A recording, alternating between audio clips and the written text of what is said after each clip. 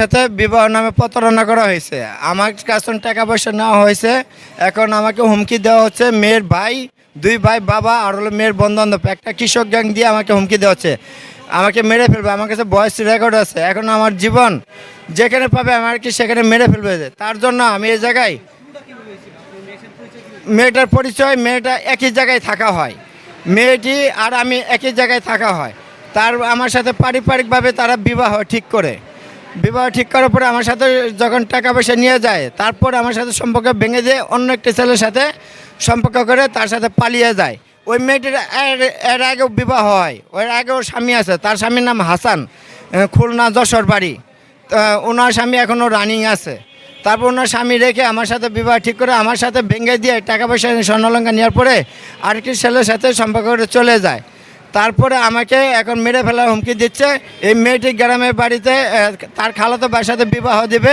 এখন আমি জেনে কারো কাছে কিছু যেন না বলি, এই স্বর্ণ অলঙ্কার যেন, টাকা পয়সা যেন না চাই, তার জন্য এখন আমাকে হুমকি দেওয়া হচ্ছে, আমাকে মেরে ফেলবে। এখন আমি মেরার জন্য প্রস্তুত। আমাকে ভয়েস রেকর্ডও আছে, আমাকে যে নাম্বার থেকে ফোন করে মেরে ফেলার ওই নাম্বারও আছে। আমি এখন জীবন যেহেতু আমাকে মেরে ফেলবে, তার জন্য আমি এখন দাফনের কাপড় পরে প্রস্তুত আছি মরার জন্য। এখন আমি ঢাকা প্রেস ক্লাবে এখানে আরসি ব্যানার নিয়ে আমি এখানে একটা সঠিক বিচার চাই। হ্যাঁ, আমি পুলিশের কাছে গেছি। আমার কাছে গত 3 তারিখে আমার সকাল 10টা 30 মিনিটে আমার ঘরে হামলা হয়।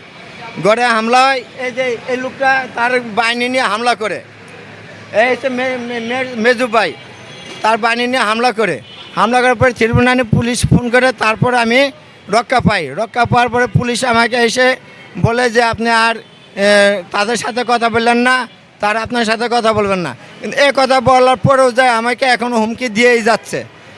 এই পর্যন্ত আমাকে হুমকি দিয়ে যেতে।